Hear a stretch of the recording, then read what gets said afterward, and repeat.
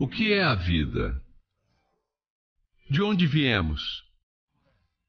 A água é H2O, duas moléculas de hidrogênio e uma de oxigênio, unidas por ligações covalentes. O ar que respiramos é uma mistura de inúmeras partículas, incluindo poeira e vapor d'água.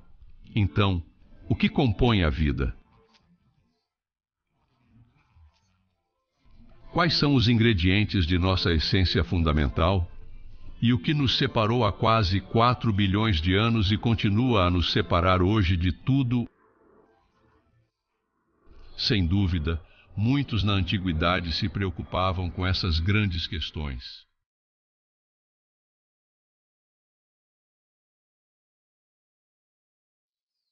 Os gregos, por volta do século VII a.C., transformaram isso em uma carreira viável. Muitos filósofos gregos, como Epicuro, Lucrécio e Platão, ocuparam-se com a origem da vida, e a conclusão esmagadora foi que a vida gera vida. No século IV a.C., Aristóteles concluiu que seres vivos surgem espontaneamente a partir de matéria não viva, contanto que essa matéria contenha pneuma ou calor vital. Ele supôs que vermes surgiam espontaneamente de estrume em decomposição, insetos brotavam do orvalho matinal e enguias surgiam do nada mais do que um caldo úmido e algas marinhas em decomposição. Surpreendentemente, por mais que isso possa parecer agora, as ideias de Aristóteles sobre geração espontânea dominaram o pensamento sobre a origem da vida por quase 2000 anos. Os cientistas que o seguiram desenvolveram receitas cada vez mais complexas para formas superiores de vida. Por exemplo, o cientista holandês do início do século XVII, Jean-Baptiste van Helmont, raciocinou que uma camisa suja deixada em um cesto com germes de trigo por 21 dias geraria ratos vivos espontaneamente. Com o tempo, no entanto, as receitas para a vida espontânea perderam favor à medida que a ciência avançou e explicações foram encontradas para a aparentemente miraculosa aparição de animais em montes de sujeira abandonados. No entanto, para criaturas menores e enigmáticas, como bactérias e amebas unicelulares estranhas, a geração espontânea ainda era difícil de ser desprovada. Finalmente, no século XIX, o biólogo francês Louis Pasteur desenvolveu um experimento para excluir qualquer influência externa de um frasco cheio de matéria inanimada em um vácuo. Quando o frasco permaneceu estéril, a ideia de geração espontânea foi provada ser falsa. A matéria por si só não podia gerar vida afinal. Até hoje, nenhum laboratório conseguiu criar vida a partir do nada. Frankenstein continua sendo uma ficção. A vida, e apenas a vida, continuou a gerar vida. No entanto, sabemos hoje que a Terra se formou há mais de 4 bilhões de anos. Sem vida, nada poderia ter sobrevivido às convulsões do éon radiano. Mas aqui estamos hoje, em uma Terra repleta de seres vivos, de todas as formas e funções imagináveis, de florestas tropicais a desertos, dos picos mais altos às profundezas oceânicas mais profundas. A vida próspera. Portanto, é evidentemente claro que, em algum ponto entre 3 a 4 bilhões de anos atrás, a matéria de fato gerou vida. As questões que permanecem é: como a vida surgiu? E do que ela se originou?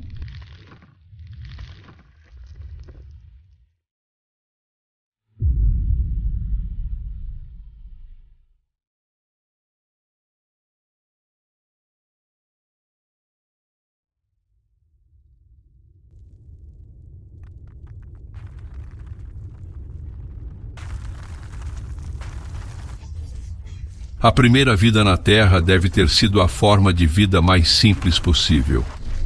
Para decifrar de onde veio a vida, primeiro precisamos considerar o que exatamente é a vida em seu nível mais básico, uma tarefa monumental que requer todos os esforços da técnica científica moderna. Em muitos sistemas educacionais, os humanos aprendem a definir seres vivos pelo que fazem. Animais, plantas e fungos tomam medidas para se manter, crescer e se reproduzir.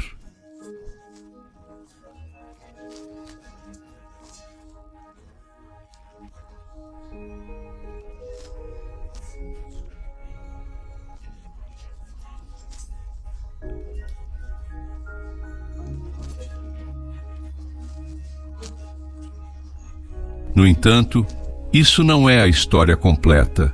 Seres vivos podem fazer essas coisas, mas não são os únicos. Por essa definição, poderíamos classificar alguns cristais como vivos ou vírus de computador, algoritmos. Mesmo hoje, isso não é a definição padrão para a origem da vida orgânica na Terra. Em vez disso, precisamos ampliar para o nível microscópico para ver do que são feitas as coisas vivas. As formas mais simples de vida hoje, como bactérias, têm 2 ingredientes básicos: uma molécula autorreplicante, como o DNA, que contém as instruções para fazer outra igual a ela, e um metabolismo autocontido, que fornece os meios para viver e se replicar. Definido dessa maneira, capturamos a essência de toda a vida no planeta Terra. Tudo é feito de células, como a célula bacteriana, que em sua essência tem uma molécula autorreplicante e um metabolismo autossustentável. Essa definição dá um lugar aos vírus na estrada para a vida, mesmo que eles não se qualifiquem completamente. Essas estruturas minúsculas têm uma molécula autorreplicante dentro delas, assim como qualquer outra coisa viva, mas carecem da maquinaria para fazer algo com essa molécula. Em vez disso, precisam sequestrar outros organismos para usar as fábricas orgânicas que lhes permitirão se reproduzir. Alguns cientistas os classificariam como vivos, outros não, e alguns até pensam que podem ser uma peça no quebra-cabeça das origens da vida, um ponto intermediário entre o vivo e o morto. Então, uma molécula autorreplicante e um metabolismo foram as 2 invenções essenciais para as primeiras formas de vida. No entanto, elas não são criações simples. Nosso DNA é uma macromolécula complexa gigante, uma longa cadeia dupla composta por milhões de moléculas menores, construída a partir de átomos de carbono, oxigênio, hidrogênio, nitrogênio e muitos outros elementos. O metabolismo moderno, centrado nessa molécula colossal, é uma fábrica orgânica complexa, onde cada componente é finamente ajustado para uma função específica e interdependente de tudo o mais para continuar funcionando. Naturalmente, a vida não poderia começar com algo tão intrincado. Seus primórdios eram necessariamente muito mais simples, utilizando blocos de construção básicos que já existiam na Terra primitiva ou que foram originados pela primeira vez dentro de seus jovens oceanos. Para encontrar o verdadeiro começo, temos que examinar a composição química deste jovem mundo. De todos os elementos possíveis no universo, 94 ocorrem naturalmente em nosso planeta.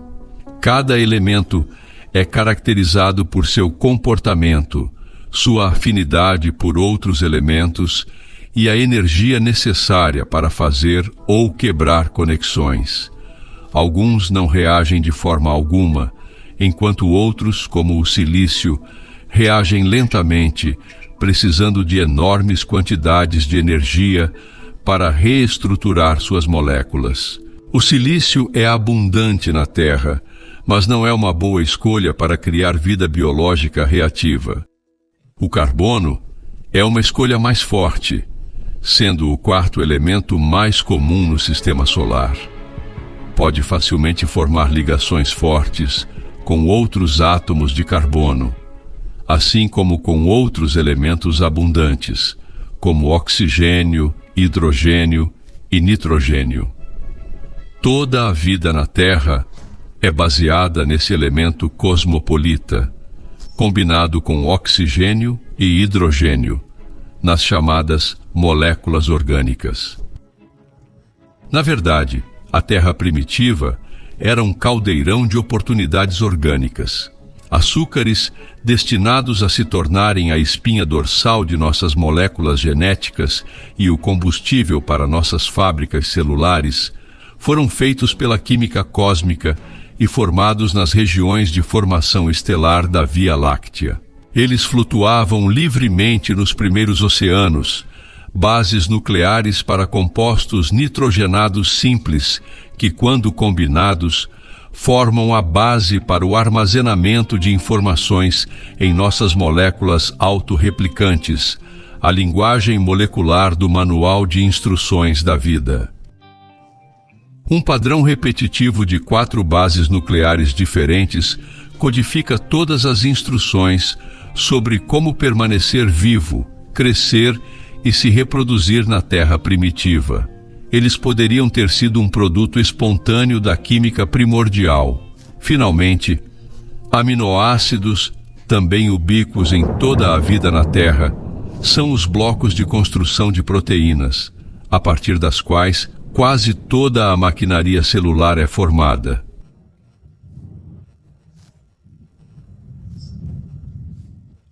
Para provar isso, nos anos 1950, 2 cientistas americanos, Stanley Miller e Harold Urey, projetaram um experimento famoso para tentar criar esses aminoácidos a partir daquilo que acreditavam ser a composição da atmosfera primitiva.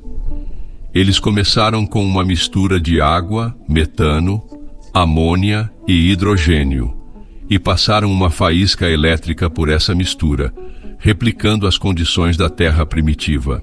O resultado foi a criação de novos produtos químicos, incluindo vários dos blocos de construção de aminoácidos usados por toda a vida na Terra. Eles provaram que moléculas orgânicas poderiam, de fato, ser feitas a partir de matéria inorgânica. Assim, os componentes fundamentais existiam como uma espécie de sopa orgânica nos oceanos primitivos da Terra, mas isso, por si só, não é vida. As moléculas precisam se unir de maneira muito específica para formar moléculas autorreplicantes e fabricar proteínas, a chave para a vida. E é aí que está o paradoxo. Hoje, quase todos os seres vivos usam o DNA como sua molécula autorreplicante. Os padrões de bases nucleares na molécula codificam todas as instruções para crescer, se reproduzir e fazer proteínas.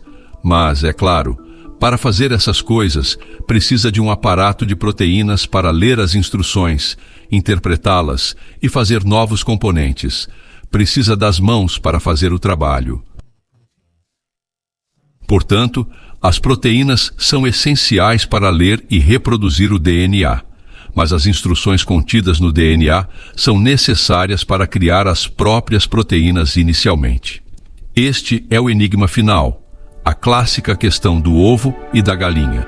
O que veio primeiro, as proteínas ou o DNA? Estamos de volta ao ponto inicial. Nosso dilema primário, o ciclo continua. A vida gera vida mais uma vez. No entanto, a resposta verdadeira provavelmente não é nem o DNA, nem as proteínas. Os cientistas atuais acreditam que outra molécula preenche essa lacuna, sendo o verdadeiro protótipo da complexa maquinaria que impulsiona nossa existência, o início real da vida na Terra. Em meio ao caos agitado dos oceanos profundos da Terra durante o período Adeano, Possivelmente pela primeira vez, uma molécula realiza com sucesso o processo de replicação. Nosso RNA é uma molécula de cadeia única autorreplicante, semelhante, mas mais simples que o DNA. Ele pode se replicar e organizar em estruturas tridimensionais semelhantes à maquinaria de proteínas usada nos seres vivos hoje. Os cientistas acreditam que o RNA poderia ter sido uma molécula universal, desempenhando todas as funções do metabolismo e replicação iniciais. Isso resultaria no que os cientistas chamam de mundo do RNA, onde toda a biologia seria composta por esse padrão de bases nucleares de cadeia única na sopa pré-biótica. Combinações aleatórias de açúcares e bases nucleares se unem espontaneamente por reações químicas. Algumas se separam novamente, mas algumas permanecem presas e continuam a crescer em longas cadeias, uma base nuclear após outra. Às vezes, a cadeia afeta sua própria estrutura, enrolando ou dobrando de volta sobre si mesma. Dessa forma, uma espécie de seleção natural pré-vida entra em ação para selecionar os tipos de moléculas que são estruturalmente estáveis e mecanicamente úteis. Um ecossistema completo de diferentes moléculas de RNA emerge, proliferando e diversificando, com cadeias mais estáveis replicando com mais sucesso, flutuando livremente na sopa primordial. No entanto, isso ainda não é vida. O ecossistema do RNA sozinho é um acaso da química, não um organismo autossustentável. Desequilíbrios químicos nos oceanos primordiais poderiam ter colapsado e destruído todo o mundo do RNA. Mesmo a menor poça na Terra primordial é grande demais para uma frágil cadeia de RNA, com os produtos químicos necessários para reações químicas metabólicas sendo impossivelmente diluídos. As chances de interações bem-sucedidas são mínimas, com reações promissoras sendo interrompidas por outros produtos químicos na água. Portanto, para o metabolismo realmente começar, as reações precisavam ocorrer em um compartimento separado do ambiente externo, onde os produtos químicos estavam concentrados e onde o RNA poderia ajudar a direcionar a composição interna. Todos os seres vivos dependem desses compartimentos, essas caixas. Alguns fazem isso com apenas uma, outros têm trilhões. Assim como a maquinaria dentro das primeiras células provavelmente parecia muito diferente das células modernas. As células modernas têm uma variedade infinita e complexidade, mas as primeiras células teriam sido muito mais simples. No entanto, há uma boa chance de que fossem feitas de um material semelhante chamado ácidos graxos. Esses também teriam se formado espontaneamente a partir de reações químicas na sopa pré-biótica, mas é a interação deles com a água circundante que os torna especiais. Ácidos graxos e seus parentes moleculares têm uma estrutura de duas partes. Uma parte é atraída pela água, enquanto a outra parte é repelida por ela. Então, o que um ácido graxo faz quando se encontra imerso em água? Não pode se despedaçar para satisfazer ambas as metades de sua natureza bipolar. Em vez disso, procura conforto em grupos, se auto-organizando espontaneamente em estruturas esféricas que protegem as porções aquecedoras da água, permitindo que as partes amantes da água se banhem na lavagem suave. Os ácidos graxos podem não ter sido a molécula mais abundante na Terra primitiva, mas sua auto-organização espontânea os torna candidatos promissores para as primeiras protocélulas. esferas maiores poderiam facilmente ter contido cadeias de RNA replicantes. O ambiente dentro dessas reações químicas isoladas pode acontecer nesse novo ambiente interno concentrado. Eles podem ser influenciados e direcionados pelas cadeias de RNA, e as mudanças internas influenciam as próprias cadeias. Os primeiros metabolismos tentativos surgem. A seleção natural da estabilidade química significa que apenas as combinações que favorecem a autopreservação e perpetuação podem persistir. A partir de átomos e moléculas nascidos nas estrelas, concentrados na superfície volátil da jovem Terra, macromoléculas gigantes encontraram maneiras de se reproduzir e passar seu sucesso para novas gerações, com a sobrevivência sendo o único propósito, provando e deformando ao longo do caminho. Apenas desta vez, a vida surgiu espontaneamente, a matéria gerou vida, permitindo que a vida gerasse vida por mais 3,5 bilhões de anos, e contando. Você assistiu à história completa da Terra. Não se esqueça de curtir, se inscrever e compartilhar.